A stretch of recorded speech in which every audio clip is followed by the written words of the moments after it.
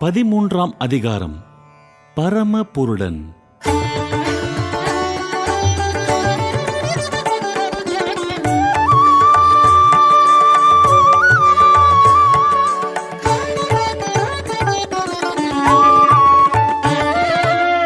முதலாம் மனிதன் உலகில் வந்தான், ஜீவ ஆத்துமா என்ற நிலையில் முக்தேசன் தான் உலகில் வந்தான். பரமனின் ஆத்துமா என்ற உயர்வில் மாமிச தேகம் தோன்றிய பின்னே ஜீவன் உடலில் வந்தது தானே.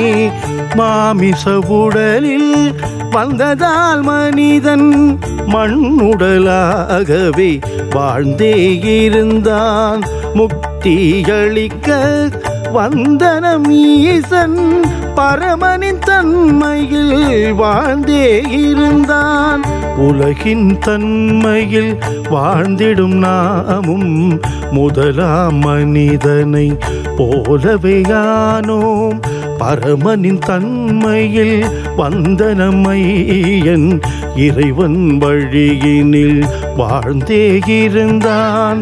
முதல் மனு மூலம் பாவம் வந்தது, பாவம் மூலம் மரணம் வந்தது. அனைவரும் பாவம் செய்ததினாலே மரணம் நமக்கு பொதுவாய் வந்தது. ஆயினும் அனைவரை மீட்கவும் வந்த ஐயன் முன் மாதிரியானான் மனுவும்.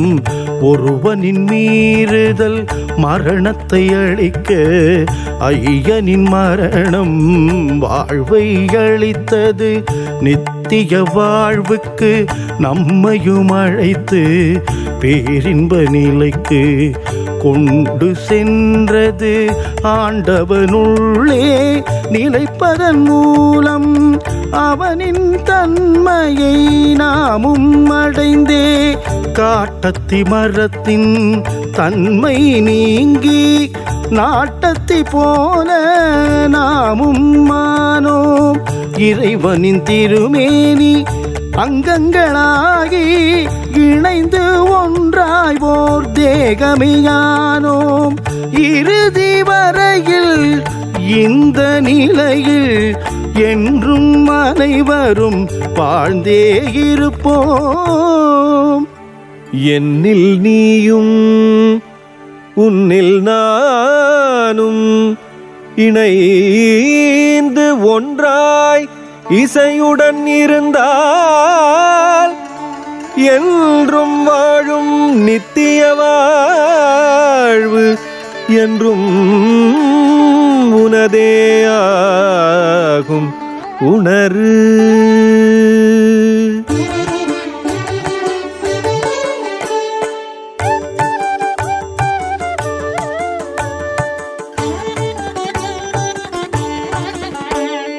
மீறுதல் மூலம் மரித்தோர்க்கு இங்கு மீண்டும் அளித்தான் மாறா கருணை.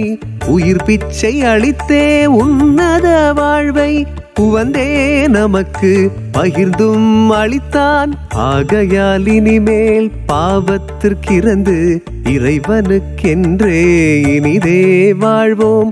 மரணம் மூலம் மண்ணுடல் மரித்தும் மரிக்கா நமது ஆன்மா என்றும் நிலைத்து நம்மில் ஐயன் இருக்க நித்தியம் அவனுடன் நாமும் வாழ்வோம்.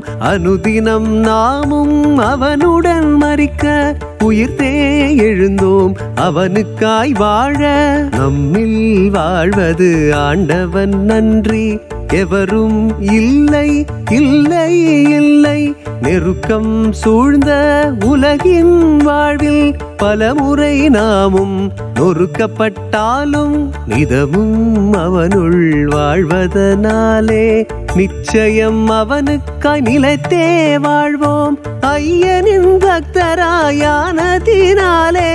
அவனுள் நித்தியம் வாழ்ந்தே இருப்போம். நன்மை அனைத்தையும் செய்யும் படியாய் நம்மை நம்மையும் அவனே படைத்து காத்தான், நாளும் அவனுள் வாழும்படியாய் நம்மையும் அவனே அன்புடன் அழைத்தான்.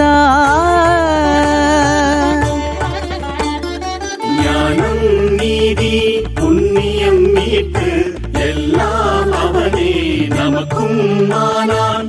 எந்த நிலையிலும் நாமும் வாழ்வில் வாழ்ந்தே உலகில் சோர்ந்தே இருக்க நாடி வந்து தேடிய அருளால் நாயே தன்னை அவனும் மீட்டான். தெய்வத்தின் தன்மை பூரணமாக தேகம் தன்னில் அவனிடம் விளங்க பூரண வாழ்வும் அவனின் அருளால் நாடியே எம்மிடம் நன்மையாய் வந்தது.